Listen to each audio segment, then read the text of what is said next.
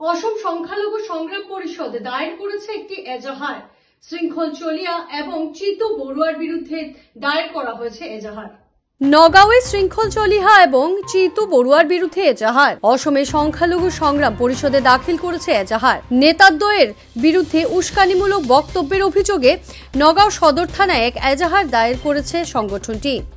বীর লাচিত সেনা এবং জাতীয় সংগ্রামী সেনার নেতাদ্বয় থিঙে ধর্ষণ কাণ্ডের ঘটনাকে কেন্দ্র করে অসমে সাম্প্রদায়িক সম্প্রীতি নষ্ট করার অভিযোগ উঠেছে। তারা আরো অভিযোগ আনে যে মুসলমান শ্রমিকদের উপরে অত্যাচার বন্ধ করা হোক। তারা মুসলমান শ্রমিকদের উপর অত্যাচার বন্ধ করার দাবিও উত্থাপন করে। আপোনালোকে নিশ্চয় গম পাইছে সিদিনা ডিঙত যেটো নাৰকীয়া ঘটনা সংঘটিত হৈছে আৰু এই ঘটনাৰ আলম লৈ এছাম ব্যক্তিসকলে অসমত সাম্প্ৰদায়িক পৰিস্থিতি বেয়া কৰিব বিচাৰি আছে। ইতিমধ্যে আমি দেখিছোঁ বীৰ লাচিত সেনাৰ নেতা শৃংখল চলিহা আৰু বিতু বৰুৱা এই দুয়োজন ব্যক্তিৰ যিটো বক্তব্য ডিঙত প্ৰতিবাদস্থলীত তেওঁ তেখেতে আহি ইন্ধন যোগাইছে সাম্প্ৰদায়িক পৰিস্থিতিৰ বিষয়ে। আমি এই তেনেকুৱা বাহাক আৰু তেনেকুৱা উচতনিমূলক বক্তব্যক আমি তীব্ৰ ভাষাৰে গৰিহণা দিছোঁ আৰু আমি নিন্দা কৰিছোঁ। আপোনালোকে জানে যে কোনোবা এটা ঠাইত এটা জঘন্য ঘটনা হৈছে আৰু এই জঘন্য ঘটনাৰ কোনেও সমৰ্থন দিয়া নাই। বিভিন্ন দল সংগঠন, বিভিন্ন সচেতন মহল, তাৰ লগতে আমিও সংখ্যালঘু সংগঠনসমূহ সংখ্যালঘু সংগ্ৰাম পৰিষদ প্ৰতিবাদস্থলীত গৈ আমি প্ৰতিবাদ সাব্যস্ত কৰিছোঁ। অসমৰ চুকে কোণে প্ৰতিবাদ সাব্যস্ত কৰিছে। মছজিদৰ পৰা হাজাৰ হাজাৰ জনসাধাৰণ আমাৰ মুছলমান সমাজ আজি ওলাই আহিছে এই অন্যায়ৰ বিৰুদ্ধে। একমাত্ৰ ভুক্তভোগী মহিলা বা ছোৱালীজনীৰ ন্যায় বিচাৰি।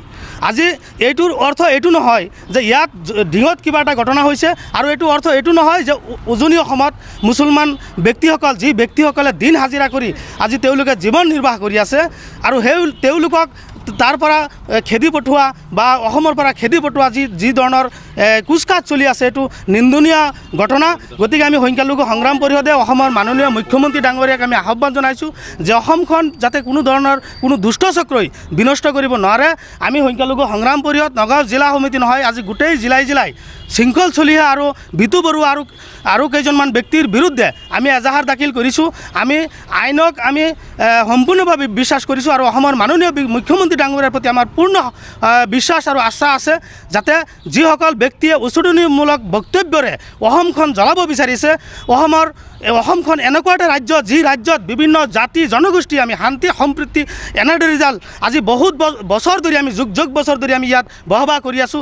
আমাৰ মাজত কোনো ধৰণৰ ভেদভাৱ নাই। হিন্দু মুছলমান বিভিন্ন ধৰণৰ জনগোষ্ঠী আমি বসবাস কৰি আছোঁ। তেনে এটা ৰাজ্যত এছাম ব্যক্তিসকলে যেতিয়া সাম্প্ৰদায়িক ৰূপ দি কোনোবা ৰাজনৈতিক ব্যক্তিসকলে ৰাজনৈতিক মুনাফা আদায় কৰিব বা ৰাজনৈতিক ব্যক্তিসকলৰ নিৰ্দেশ মতে এই অসমখন ভাতৃঘাতী সংঘাত সৃষ্টি কৰিব বা গোষ্ঠীগত সংঘৰ্ষ সৃষ্টি কৰিব, এইটো কোনোপধ্যেই আমি মানি নল'ম। আৰু মুখ্যমন্ত্ৰী ডাঙৰীয়াৰ নেতৃত্বত তেনেকুৱা কাম যে অসমত হ'ব আমাৰ কোনো ধৰণৰ বিশ্বাস নহয় আৰু আমি আশাও নকৰোঁ। যোৱা ৰাতি আমাৰ মুছলমান কেইজনমান নিৰহৰ দিন হাজিৰা কৰা কাম কৰা ব্যক্তিসকলৰ তেওঁলোকক গুৰুলকৈ তেওঁলোকৰ নিৰ্মমভাৱে মাৰপিট কৰি যি ধৰণৰ হেৰি কৰিছে, আপোনাক জয় গান শ্লোগান দুৱাইছে আৰু এইটো এক পৰিকল্পিতভাৱে ইচ্ছাৰ বিৰুদ্ধে তেওঁলোকক কাম কৰাইছে। অতি নিন্দনীয় কাম, গৰিহণাযোগ্য।